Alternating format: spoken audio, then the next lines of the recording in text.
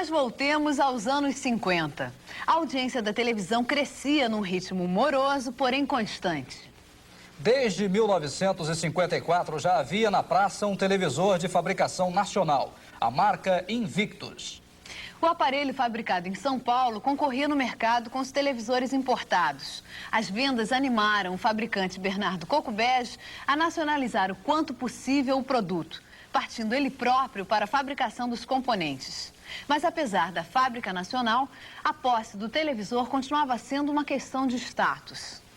Na metade dos anos 50 já havia mais 3 emissoras no país. A TV Record de São Paulo, Canal 7. A TV Rio, Canal 13. E a TV Itacolomi de Belo Horizonte, Canal 4. A segunda metade da década de 50 começa sob o carisma de Juscelino Kubitschek, o novo presidente da República, que dá início a seu plano de metas dos 50 anos em 5. A economia agropecuária vai se alterar para uma crescente tendência industrial. O automóvel e a TV se tornaram símbolos desta fase de mudanças e marcam o processo de atração pelos centros urbanos. Dentro da TV, cresce o campo de atuação do jornalismo. Aqui fala o seu repórteraço, testemunha ocular da história, em edição extraordinária em homenagem aos jornalistas do Brasil. Boa noite, senhoras e senhores. Aqui fala o seu repórteraço, testemunha ocular da história, patrocínio da ESSO Brasileira de Petróleo e com as últimas notícias da United Press International. Era assim que eu iniciava as transmissões do Repórter ESSO pela Rede Tupi de televisão, programa que esteve no ar de 1º de abril de 1952 até 31 de dezembro de 1970. A história do telejornalismo brasileiro se confunde com a história do próprio Repórter ESSO. Foi o Repórter ESSO quem deu forma e conteúdo ao telejornalismo brasileiro. O Repórter ESSO, o seu Repórter ESSO, ensinou aos redatores brasileiros, e quem o fez primeiro foi R. Magalhães Júnior, e trouxe a técnica dos Estados Unidos, como se escreve uma notícia com toda a objetividade, com todos os leads, com todas as informações. O Repórter ESSO ensinou também como se focaliza um locutor que lê notícias em plano americano. E tudo isso, quer da parte redacional, quer da parte técnica, permanece até hoje. O Repórter ESSO era para nós, assim como uma religião. Nós andávamos com o bip do lado e não tinha hora de madrugada, qualquer hora do dia ou da noite, nós estávamos lá para acompanhar para e passo os acontecimentos mundiais. Logo que Chateaubriand implantou a TV Tupi de São Paulo, a TV Tupi do Rio, o Repórter ESSO nasceu. Então, nesse limiar dos anos 50, como é que nasce o Repórter ESSO nessa televisão que ainda era preto e branco e ao vivo, a todo risco? Nasce tirado do rádio, que foi o grande noticioso do rádio, inclusive durante a Segunda Guerra Mundial, com a voz de Heron Domingues. Acho que todo brasileiro dessa época, até os anos 60, conhece muito bem o Repórter ESSO de rádio. Aquele estilo do Repórter ESSO de rádio, que já, inclusive, jornalisticamente trazia o lead americano, quer dizer, o jornalismo americano de lead e sublead, ele introduz-se no Repórter ESSO. Mas o locutor, o texto vem da United Press, portanto, de uma agência americana instalada aqui no Brasil. Quer dizer, o que também acontece? Há um sistema híbrido, porque quando ele vai para a televisão, ele precisa de imagem. Então, os homens do rádio vão falar e vão escrever o Repórter ESSO. Mas quem vai filmar a imagem é o homem de cinema. Então, o Repórter ESSO tem muito também na televisão, nesse primeiro tempo, daquele cinema documentário, daquele jornal cinema, que a gente entrava na sessão de cinema, até hoje ainda tem um pouco, e você via aquelas novidades de cinejornal. E o que acontece? Eles ficavam procurando o Guevara com a imprensa toda internacional. Mas aí aquelas notícias do Guevara está aqui, está ali, está no Congo, está não sei aonde, e o pessoal foi desistindo, foi indo embora, e quem não pôde ir embora por falta de dinheiro foi a equipe da Tupi, dentro dessa situação. E de repente, por não ter podido ir embora, o Repórter ESSO consegue um furo que é internacional. Uma das maiores e mais espetaculares filmagens talvez da história da televisão. O noticiário não se limitava ao Repórter Esso. A informação ganhava espaço e tratamento especiais nas emissoras. No início da década de 60, tínhamos 3 jornais que marcaram época. O Telejornal Pirelli, o Repórter Esso e Reportagens do Cal. Eu apresentava Reportagens do Cal na TV Rio, eram várias edições por noite, né? Começava às 18h30 a primeira edição e a última era a última coisa da programação, era o encerramento da emissora. E notícias importantes, é claro que durante o período que eu apresentei a Reportagem do Cal, houve bastante, muita notícia importante. Mas a que mais ficou na nossa memória, a que mais gravou, foi uma notícia que acabou, né, apesar de ser uma notícia triste, né, mas aconteceu um pitoresco dentro dessa tristeza. Foi a morte do primeiro-ministro, Brochado da Rocha. Desenrolava-se o noticiário normalmente e, eventualmente, chegava aquela notícia no meio do noticiário, né? Aquela última notícia, entregava o papelzinho meio, né, por baixo da mesa para a gente. E eu li, como última notícia, anunciei a morte do primeiro-ministro Brochado da Rocha. Acabou o noticiário, eu olhei para o monitor, a imagem já estava no auditório, né? Enquanto arrumava os papeizinhos e tal, né? Eu cantarolei, né? Morreu, antes ele do que eu. Só que a imagem não estava no ar, mas o áudio estava. Essa arte de falar do que foi falado. Falando francamente. Com Arnaldo Nogueira. Falando francamente, um programa que ficou 10 anos no ar. Foi o primeiro programa estritamente político da televisão brasileira. Tanto é que o primeiro convidado foi, na época, o ex-governador da Bahia, Otávio Mangabeira. E o primeiro programa foi para o ar no dia 18 de setembro de 1953, quando a Constituição de 46 comemorava os seus 7 anos. Otávio Mangabeira costumava dizer que a Constituição era aquela plantinha tenra que precisava ser regada diariamente para que ela crescesse e frutificasse. Por isso eu o convidei para o programa de estreia.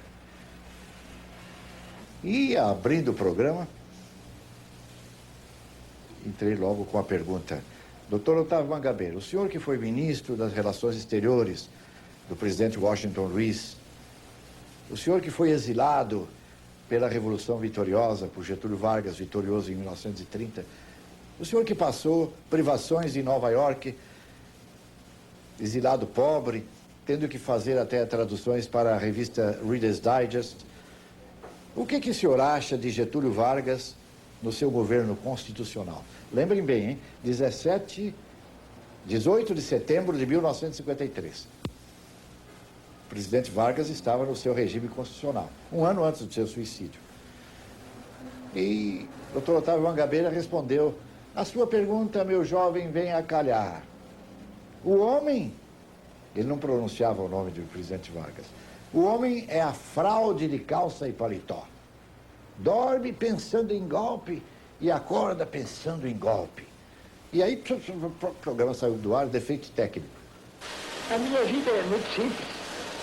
É muito simples, mas ao mesmo tempo é uma vida digna. Neste momento eu tenho 70 anos de serviço público ininterrupto. 70 anos de serviço ininterrupto? Ininterrupto. Eu sentei praça em 1881, com 16 anos. E eu estou com 16 anos. E eu estou com 86 nesse momento. 86 anos, general? Nesse momento. Sem ter deixado de trabalhar e servir a nação e a república um só instante. Em Roma, o Papa. Com o Papa, Tico-Tico. Em 1950, tivemos a inauguração da pioneira da América Latina, a PRF3, Canal 3, não era nem Canal 4, TV Tupi de São Paulo. Nesta época, juntamente com Maurício Loureiro Gama, nós inaugurávamos o primeiro telejornal vespertino da televisão sul-americana, quando, da Piazza do Vaticano, nós colhemos imagens para serem transmitidas posteriormente, pois não havia satélite na época, da posse do Papa João XXIII. Em seguida, todos os papas mereceram coberturas internacionais de minha parte. 13 de maio de 1967, no Santuário de Fátima, quando o mundo rezou em Fátima com a presença de Paulo VI, que também foi o primeiro Papa a rezar uma missa em português. Eu me encontrava lá realizando esta cobertura para a TV Record, Canal 7.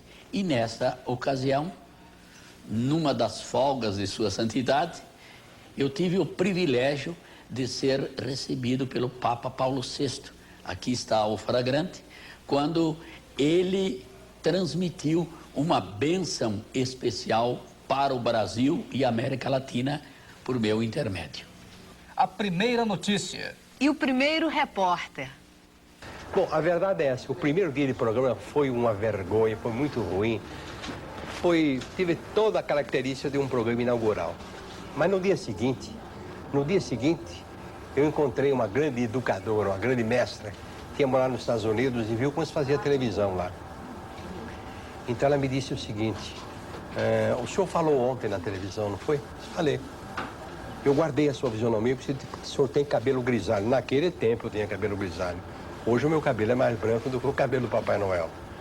Então ele disse, olha, eu achei o senhor um homem insolente. Como insolente? Insolente por quê? Porque o senhor falou o tempo todo e não disse uma palavra para mim. Não se dirigiu a mim, não me consultou. Então ela me ensinou como eu deveria fazer televisão. Ela disse, eu estou ensinando o senhor porque eu aprendi a ver televisão nos Estados Unidos. Então ela me deu uma aula de televisão na Rua Marconi. Eu de pé anotando tudo. Eu larguei a mulher ali, voltei para o jornal e fiz o programa inteirinho, dialogado como se fosse teatro. Cheguei na televisão no dia seguinte, da inauguração, e fiz um programa realmente, do ponto de vista técnico, saiu perfeito. Saiu perfeito porque estava todo redigido. E eu decorei um pouco. Eu sei que a repercussão foi muito boa. À noite o doutor Assis Chateaubriand mandou me chamar. Disse, com que o senhor estudou televisão? Disse, por que, doutor? Estava muito ruim? Ele disse, não, ao contrário, estava muito bom. O senhor foi o único homem que entendeu televisão no Brasil.